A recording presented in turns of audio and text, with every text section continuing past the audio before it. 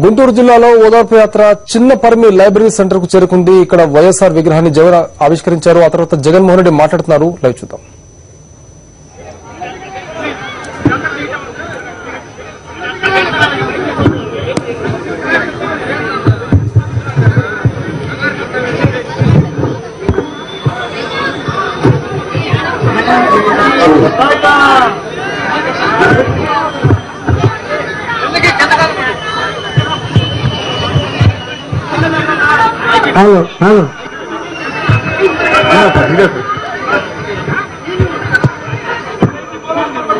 వాళ్ళందరికీ కనపడదు,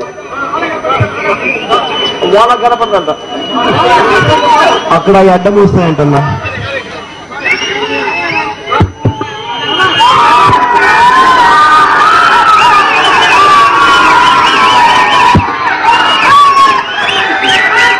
చిన్నపరిమి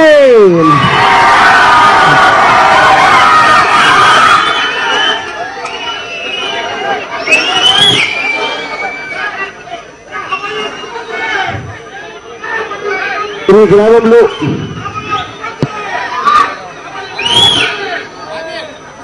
ఒక విగ్రహం కాదు, రెండు విగ్రహాలు కాదు, 4 విగ్రహాలు ఈ గ్రామంలో పెట్టి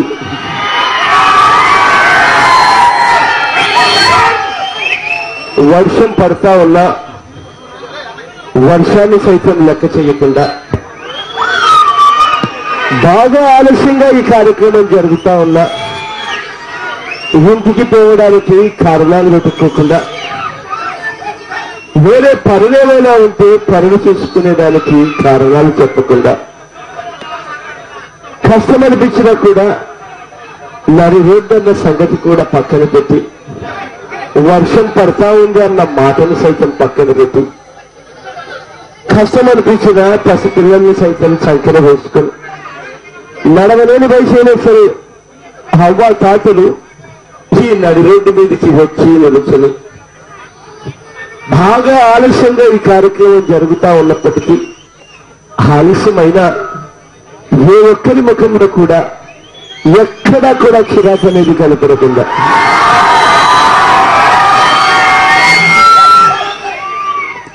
వస్తూనే చిక్కటి చిరునవ్వుతో ఆప్యాయతలు చూపిస్తూ ఆత్మీయతలను పంచిపెడుతూ అనురాగాలను చూపిస్తున్న ప్రతి అక్క ప్రతి చెల్లెమ్మకు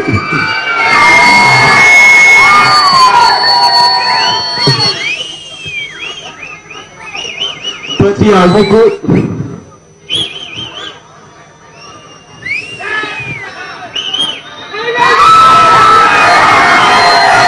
ప్రతి తాతకు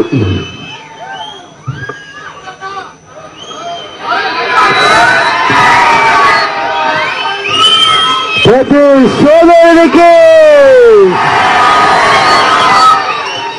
ప్రతి స్నేహితుడికి ఈ ఆప్యాయతలకు ఈ ఆత్మీయతలకు ఈ ప్రేమాభిమానాలకు చేతులు జోడించి శిరస్సు వంచి పేరు పేరున హృదయపూర్వకంగా గుర్తుకు జరుపుకుంటున్నా.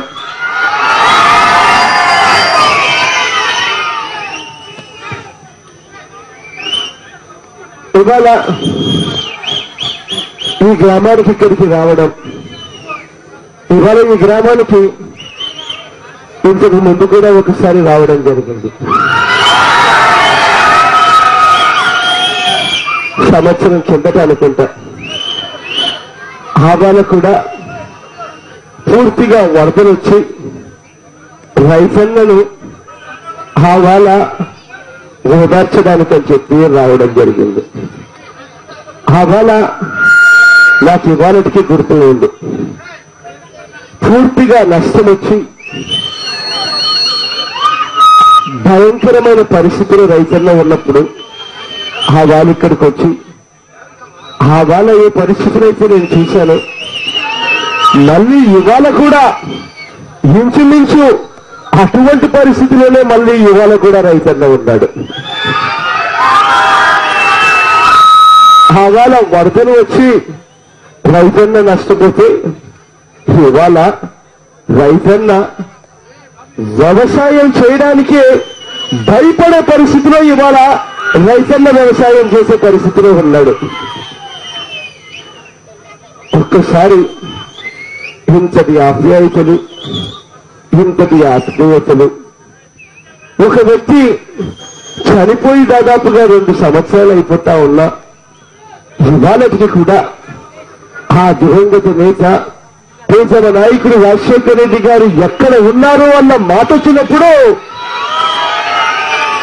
ఇవాళకి గుండెలు చూపించి మా గుండెల లోతుల్లో దివంగత నేత ప్రియతమ నాయకుడు రాజశేఖర రెడ్డి గారు తాను ఇంకా ప్రతి గుండెలోనూ బతికే ఉన్నాడు అన్న సమాధానం ఇవాళకి కూడా గర్వంగా చెప్పేట్టుగా వస్తే ఒక వ్యక్తి, అటువంటి వ్యక్తి గురించి మాట్లాడాల్సి వస్తే, రాముడి రాజ్యమైతే నేను చూడలేదు కానీ రాజశేఖర్ని సువర్ణయుగం అయితే మనమంతా కూడా చూశాము అని ఇవాళకి కూడా గర్వంగా కూడా చెప్పుకోవచ్చు. నిజంగా కూడా ఆ సువర్ణయుగాన్ని ఒక్కసారి గుర్తుకు తెచ్చుకునేదానికి ఎక్కడికో కూడా పోవలసిన పని లేదు. రోజు కూడా సువర్ణయుగం గుర్తుకొస్తూనే ఉంటుంది. రోజు కూడా జ్ఞాపకాలు కూడా గుర్తుకొస్తూ ఉంటాయి. ఒక్కసారి పొలానికి బయలుదేరి వెళ్ళినప్పుడు, ఆ పొలంలో వ్యవసాయం చేస్తూ ఉన్నప్పుడు, ఆ ధాన్యాన్ని చూస్తూ ఉన్నప్పుడు 1400 రూపాయలు పలికిన బస్తా ఇవాళ కేవలం 800 రూపాయలు పలుకుతా ఉంది అన్నప్పుడు జ్ఞాపకం వచ్చే పేరు ఆ దివంగత నేత ప్రియతమ నాయకుడు రాజశేఖర రెడ్డి గారి సువర్ణయుగం గుర్తుకొస్తుంది. ఆ దివంగత నేత ప్రియతమ నాయకుడు రాజశేఖర రెడ్డి గారి సువర్ణయుగం ఒక్క కనీస మద్దతు ధర విషయం ఒక్కటే కాదు గుర్తుకొచ్చేది. కనీస మద్దతు ధర అంటే అర్థం కూడా తెలియని ఈ రాష్ట్ర ప్రభుత్వాన్ని చూస్తూ ఉన్నప్పుడు మరింతగా గుర్తుకొచ్చేది ఆ దివంగత నేత ప్రియతమ నాయకుడు రాజశేఖర రెడ్డి గారి సువర్ణయుగం. ఇక్కడ అంతా కూడా రైతులు ఎక్కువ. పొలానికి వెళ్ళినప్పుడు ఒక్కసారి ఎరువులు కావాలి, పొటాష్ కావాలి అని చెప్పి బజారుకు పోయినప్పుడు ఆ రైతన్న కొత్త సినిమా రిలీజ్ అయితే ఏ మాదిరిగా బ్లాక్ లో టికెట్ల కోసం పోయినట్టుగా ఉంటుందో ఆ మాదిరిగా ఎరువులు బ్లాక్ లో కొనుక్కోవాల్సిన పరిస్థితిలో ఇవాళ రైతన్న ఉన్నాడు. ఇవాళ రైతన్న పరిస్థితి ఎలా ఉంది అంటే ప్రతిదీ కూడా ఎరువుల దగ్గర నుంచి పెట్రోల్, డీజిల్ దాకా ప్రతిదీ కూడా పెరుగుతూ పోయింది. ఎరువులైతే 95% నుంచి 170% మేరకు ఇవాళ ఎరువులు పెరగడం జరిగింది. కానీ వరి గురించి ఆలోచన చేద్దాము అనంటే వరి మటుకు కనీస మద్దతు ధర కూడా దొరకని అద్భుతమైన పరిస్థితిలో ఇవాళ రైతన్న ఉన్నాడు అన్న సంగతి జ్ఞాపకం వచ్చినప్పుడు ఆ దివంగత నేత ప్రియతమ నాయకుడు రాజశేఖర రెడ్డి గారి సువర్ణయుగం గుర్తుకొస్తుంది.